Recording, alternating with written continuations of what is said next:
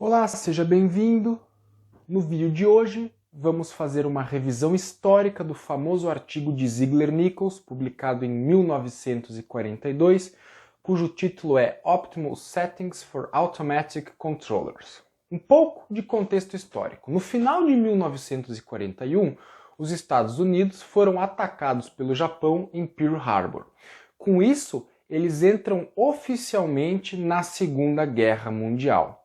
E assim, muitas empresas aderem ao esforço de guerra, ou seja, começam a fabricar equipamentos com a finalidade de prover os Estados Unidos em suas necessidades de guerra. E uma dessas empresas é a Taylor Instrument Company.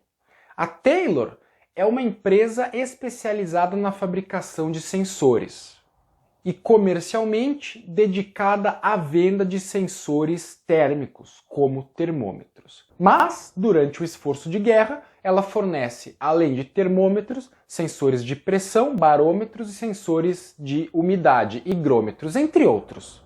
Ela fornece, inclusive, para o Projeto Manhattan, que pesquisou e fabricou a bomba atômica.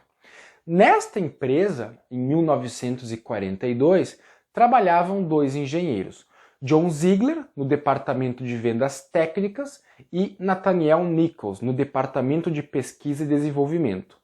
Esses dois engenheiros se unem e propõem uma ideia inovadora que publicam no seu artigo em 1942. A ideia é: nós vamos sintonizar controladores sem o modelo matemático da planta.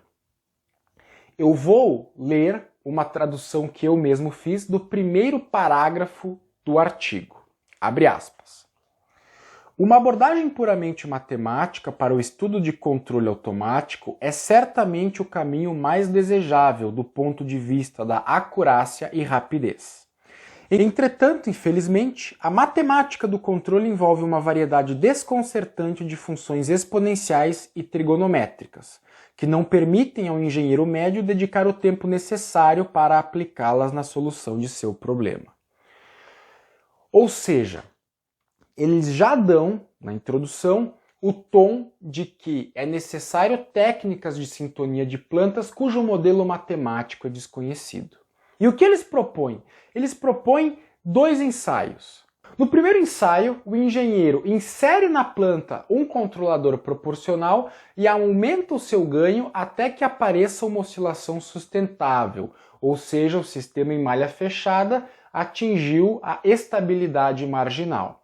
A partir do ganho que causa essa situação e do período da oscilação sustentável, há parâmetros suficientes para sintonizar um controle PPI ou PID adequados.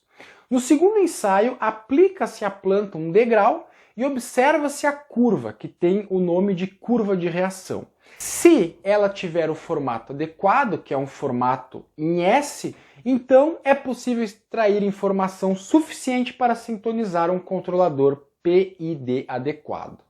Foge do escopo desse vídeo quais que são esses parâmetros, futuramente eu posso fazer um vídeo sobre isso, mas é importante tecer algumas críticas.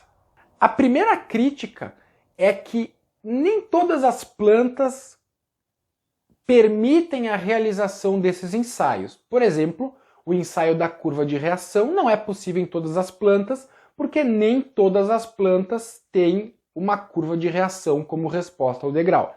Por exemplo, digamos que a nossa entrada seja uma válvula e a nossa saída seja um nível de líquido em um tanque. Se nós aplicarmos um degrau na válvula abrindo-a, o nível da planta vai crescer indefinidamente até transbordar. Ou seja, essa planta não tem uma curva de reação e por isso não permite esse ensaio do Ziegler-Nichols. Mas isso nem é tanto o problema. O problema é com o ensaio do ganho crítico. Muitas plantas não podem ser levadas à estabilidade marginal ou à instabilidade, pois isso traria ou um dano grave à planta, danificando-a, causando um custo financeiro muito alto, ou seria muito arriscado do ponto de vista de segurança. Imagine plantas muito grandes como reatores nucleares ou, por exemplo, um avião, não é adequado levá-lo à estabilidade marginal ou à instabilidade. Isso é tratado em artigos posteriores que trazem, por exemplo, o ensaio do relé como um substituto do ensaio do ganho crítico. Outra crítica passível de ser tecida ao artigo do Ziegler-Nichols é que ele usa o termo ótimo sem critério. Ele fala ajustes ótimos no controlador automático, porém ele não traz um critério de optimalidade.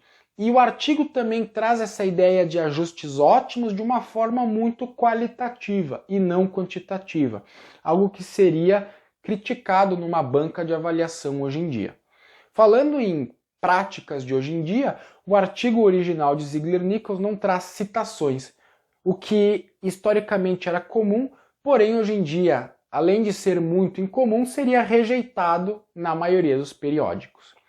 E uma última crítica que eu teceria ao artigo do Ziegler-Nichols é que ele não traz nenhuma formulação matemática do seu método e nem ensaios experimentais, visto que eles propõem um método exclusivamente aplicado à prática. Seria muito interessante que eles trouxessem dados práticos de exemplos experimentais montados em seu laboratório.